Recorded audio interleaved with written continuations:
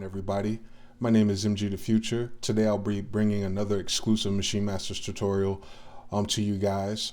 I want to do it in the theme of what ROC-A-FELLA producers do. So this is more like a Just Blaze, Kanye West, and Young Guru type of blend. And what it's about is adding interest to sampled beats when you don't have a lot of sample or things to work with to kind of create transitions and interesting intros.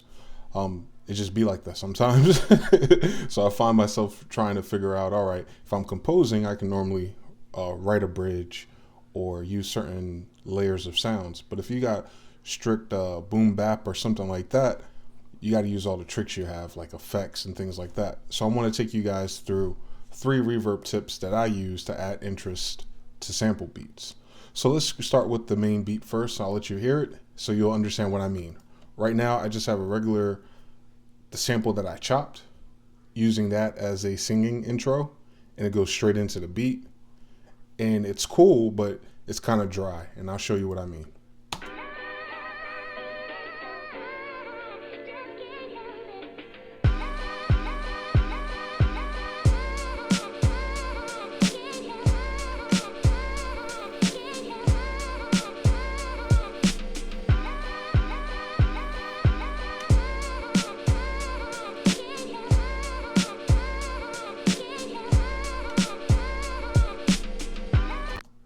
So that's the track, and it's pretty cool. It's going to be a steady loop all the way through, all 16s, until I get to the hook, and I might do something different, might throw a filter on it and some gate effects. But what I'm interested in doing is making it more interesting to start. So as soon as the beat, you hit play and you hear this beat for the first time, that first 5, 10, 15, 30 seconds catches the listener, and if it's a rapper, it'll make them want it. So let's start with the basic thing. I want to start with the sample itself in the beginning. So in the beginning, what I want to show you guys to do is a reverse reverb tail. So what I like to do is take a whole beat like this. So one whole beat or 2 snares, so pop, pop, and that's it. So I'm going to take that, I'm going to do Command E to slice it. I'm going to move it to its own spot. I already got the names designated to help me out. And what I'll do is, for now, I'm going to solo this. So what I want to do is create a long reverb tail of this particular piece of the sample in reverse. And once we capture that, the reverb tail going in reverse, I'll chop that and reverse the reverse reverb tail to make it play normal. And it's going to get that sliding effect that you hear in Travis Scott songs and things like that. So let's do that first. First things first, let's reverse this particular sample by hitting reverse. Maschine will do it, of course, and many others.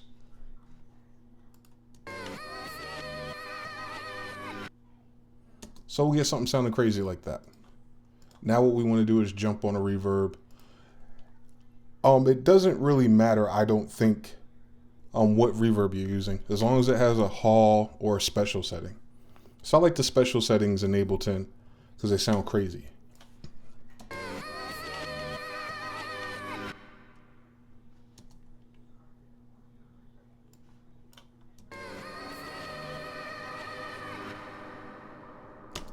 Like that.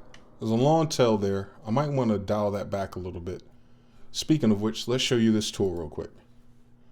So this is just a delay calculator.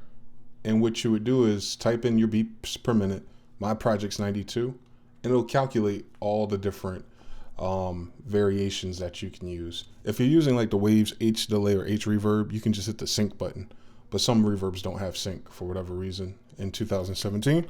So we could do it the manual way, which is cool. So 116 is 163, so on and so forth. So basically you just experiment with these different settings at different times. And what I like to do is set my pre-delay to be kind of late, like a beat off. So that's what 116 is for. And then as far as the decay, I like it a whole beat, which is 2608. So let's lock that in.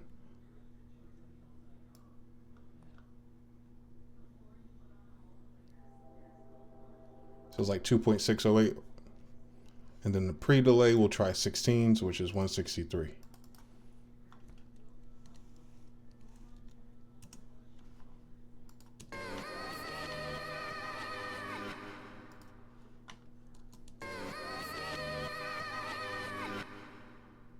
And what's important is that you just capture the tail of the reverb.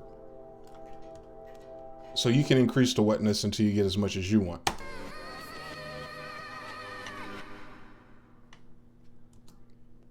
I'll push it a little bit just for this tutorial. Cool, so it's a whole beat over right around when the decay stops. And that's fine. So what I'm gonna do is I'm gonna set up a track here to capture it. I'm gonna set this to resample. If you're in a project like a Maschine or Logic or something, you can just set a loop boundary like I have and just export it as its own piece or bounce in place. But I'm gonna record it to its own track. I'm gonna have double the length for my loop boundary so I can catch the whole reverb tail, or double the length of the original sample that I'm capturing.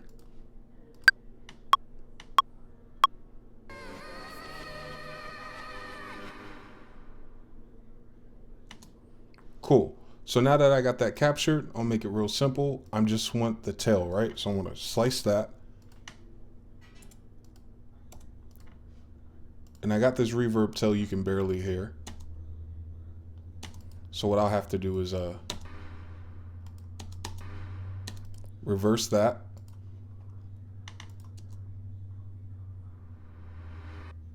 Real simple. So it sounds like, you know, a ghost in a hallway or a bus moving or something. It's real crazy. So I'm gonna turn it up a little bit so it's more exaggerated.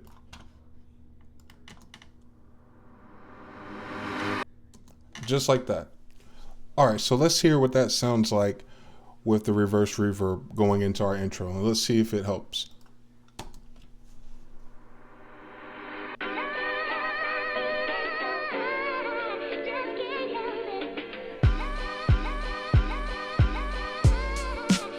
Okay, so it's a little bit more interesting having that reverse reverb in the intro.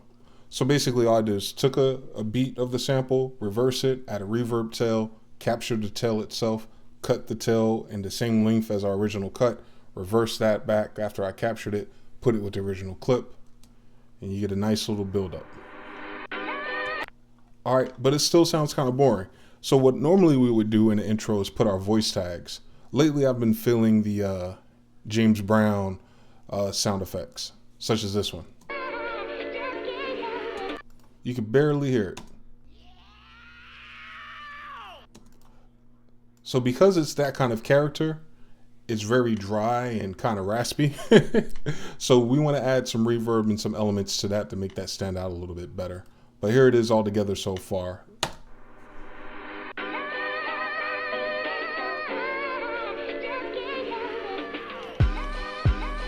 So that's a little bit better, but I want to make that a little bit more embellished. So I'm going to go ahead and add some reverb to this too. Actually, I'm going to do one better. If you guys can get a chance to get this, get the isotope dynamic delay. It was free when I captured it.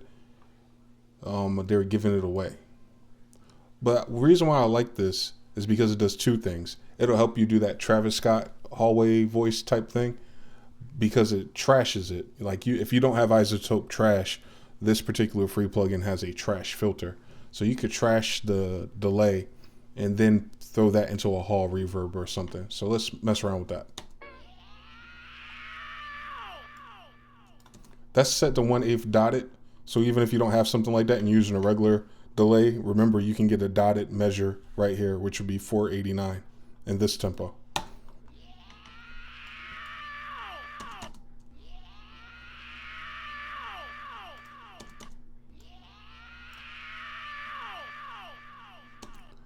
So it's coming to life a little bit.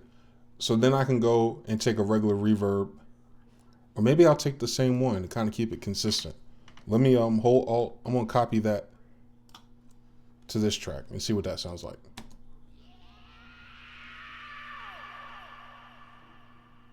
Oh yeah, that's pretty dope. So let's run this back all together and see what happens.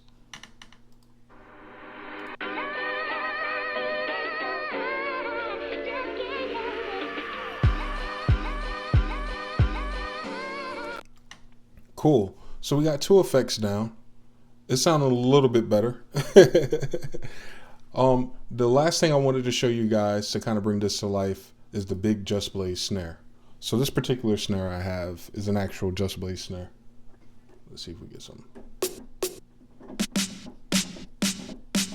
It's real standard, you know, that late 80s snare that they have in those old kits. But usually he has that really big boom or reverb to it. So same story. Use the same exact settings and adjust them on this big snare.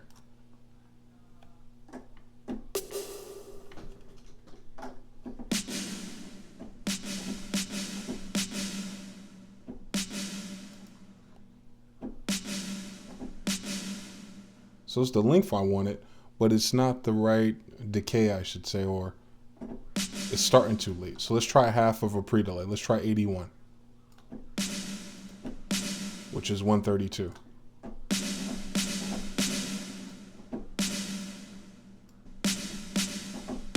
There we go.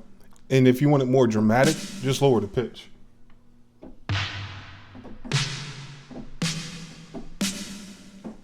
Let's see where we can find where we should put that. Since the intro already has 2 reverb pieces, I might not put it in the intro.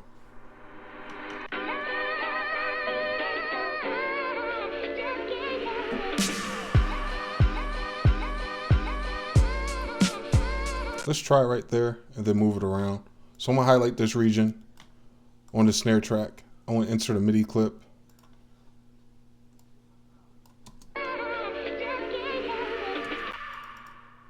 I'm gonna put it right here.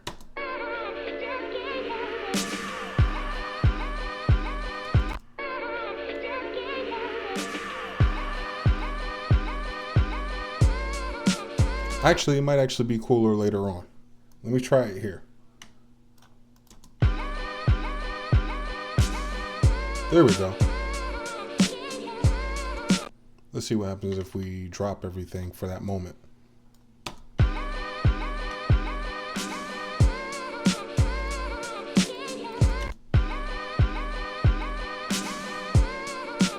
There we go.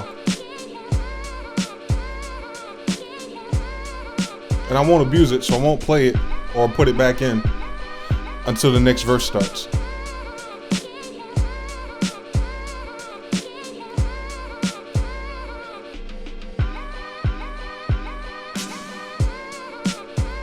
All right, one more time from the top with the 3 different effects. So we got the reverse reverb, that trashy, loud in a hallway delay reverb that you normally hear on vocals and in trap songs. And then we got the infamous big bang snare or the gated snare.